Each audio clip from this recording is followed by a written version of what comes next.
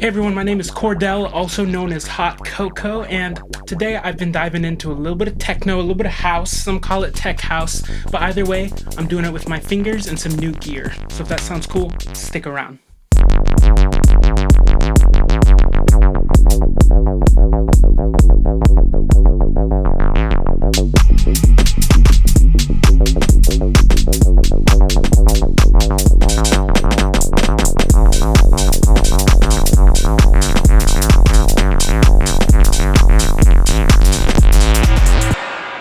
I got two new toys that I want to play with today. The first one is a Moog Minitaur analog bass synthesizer.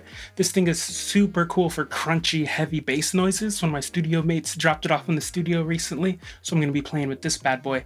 But you'll notice it has no keys and no buttons, nothing to touch, just knobs to fondle. So for that, I'm going to be adding in this Synido Z-1. This landed in the studio recently and I decided to check it out, and I'm going to be using this to control this.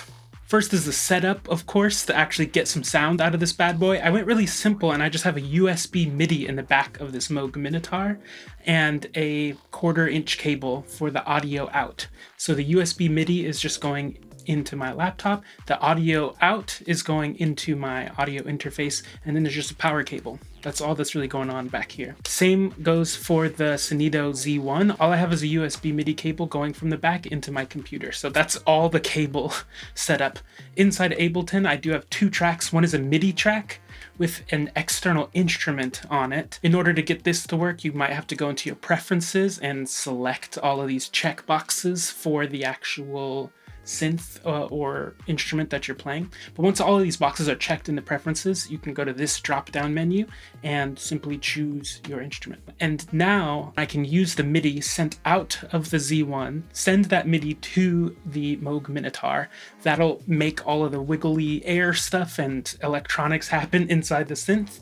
And then the audio out is what sends the audio into my interface. So on a second track, you'll need to make sure that you have your inputs routed properly. And so now this second track is actually just recording audio from the first track, and the first track is what's holding the external instrument MIDI. And if you hit this button right here, you can monitor the sound so you can hear it even when you're not recording. So now when I just hit some notes on the Z1, it'll trigger sounds coming out of the Moog Minitaur.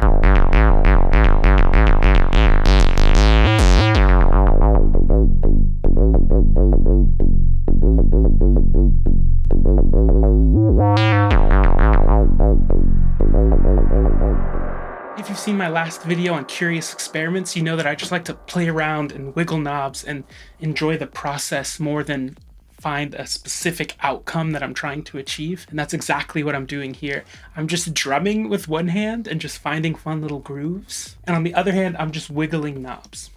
The most important knob that I found for this particular synth in my particular playing style is this knob right here. This is the cutoff knob, and this is really the meat of the filtering that's going on. The rest of these knobs are changing things like the attack and the decay and the sustain. This one right here, I believe, adjusts how strong the filter envelope is.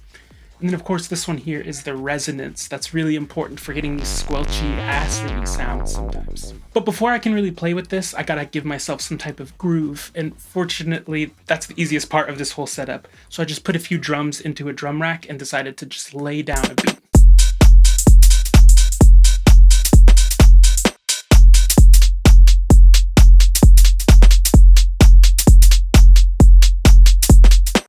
I decided to just have fun with this one too and keep it pretty simple for the most part because I'm just giving myself some structure to play around on the Moog Minitaur. So what I decided to do is just play for a bunch of minutes and then go and chop up the parts that I like and just loop that together. So once I've got this loop, I could just let that go and just jam as long as I want to on this Moog Minitaur.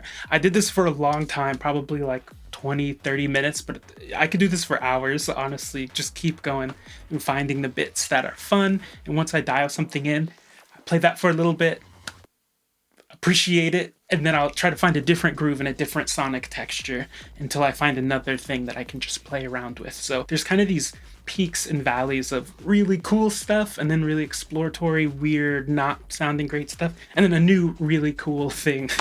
So what I do is I go through all of that, I highlight the sections that I really like, and unhighlight or leave out the parts that are more experimental or less clear.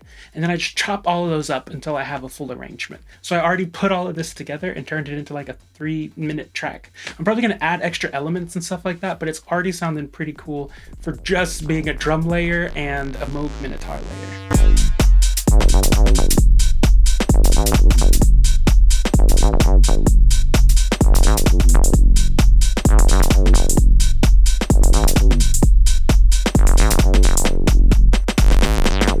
If you bobbed your head at least once in this video, then you should definitely subscribe and hit the like button for me. Comment down below if there's any other types of techniques or genres or experimentations you want me to play with out here on this YouTube channel. Don't forget, I've got a Patreon down below with a bunch of sample packs and project walkthroughs, and you can also find a lot of podcasts and articles and other things tied to your creative well-being at upwardacts.com, which is also in the link down there. And until next time, peace.